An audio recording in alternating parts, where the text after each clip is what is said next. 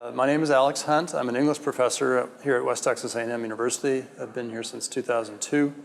About 4 years ago, I founded the Center for the Study of the American West, which operates under the academic wing of the university, but we have our office here in the Panhandle-Plains Historical Museum. When I first came to WT, part of my expertise was in Southwestern literature, including Hispanic literature. And so when I came to this area, I started looking for a Hispanic literature that was directly relevant to this area. And I really was hard-pressed to find that material.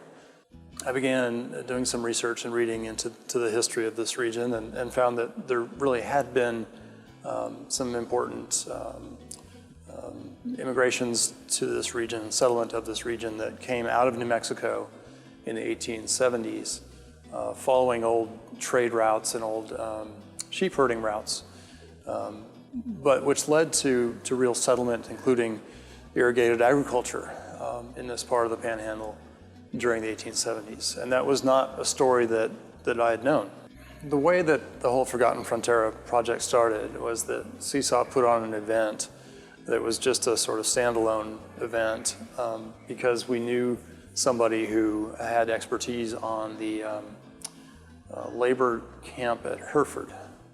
So we put on a little event, a sort of roundtable discussion about the Hereford labor camp. And we had a really surprisingly large and enthusiastic turnout for that event. People really wanted to talk about that. They had memories of it, or they had family stories about that place. And it's really quite an interesting history. You know, that labor camp existed for quite a long time there in Hereford, and it was not the only such camp in our area. So going off of the success of that event, I got a grant from Humanities Texas to put on 3 years worth of Forgotten Frontera programs. The next one we did was had to do with issues of justice, the relationship of Hispanic people to institutions of justice in the region. And then last year we did it on the railroad history. That proved very successful because, as it turns out, a lot of Mexican-American people who live in Amarillo can date their families coming to the area to the railroad development. The old barrio neighborhoods of Amarillo, too, are built around the railroad tracks because those were rail workers. So as we were doing this preparation for the event on the railroad workers, we became aware that there's this huge stash of photographs that came out of Canadian Texas. They were taken by the man who ran the mercantile there, and there are, I guess, thousands of images, starting about 1900. And within those images, there are many of Hispanic people. Canadian was a major depot at that time. So most of these images don't have any kind of identification on them. In fact, to be exact, only one of them did we get a name that went with the image. So mostly this is what we mean by Forgotten Frontera, right? That here were these people that lived here, worked here, raised families here, but of whom there is virtually no record. Yeah. Well, the important thing I thought was in exploring these topics was not to just put on a lecture. We thought that the better format here was a community conversation, so that we hope what we come away with is an audience who's learned something new from the professors there, or the scholars there, but also that the scholars are in contact now with members of the community, and they're hearing their stories, and hopefully that's fostering some research ideas going forward.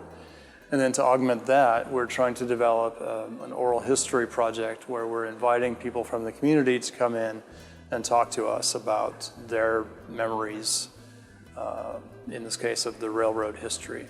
And that's been really remarkable.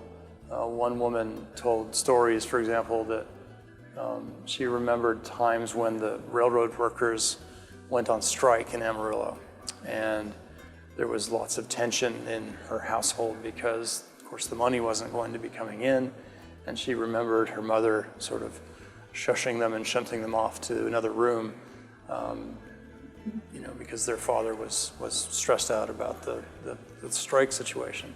And we also interviewed an older gentleman who worked for the railroad for decades and had amazing stories of the relationship between the railroad work and the Amarillo barrio.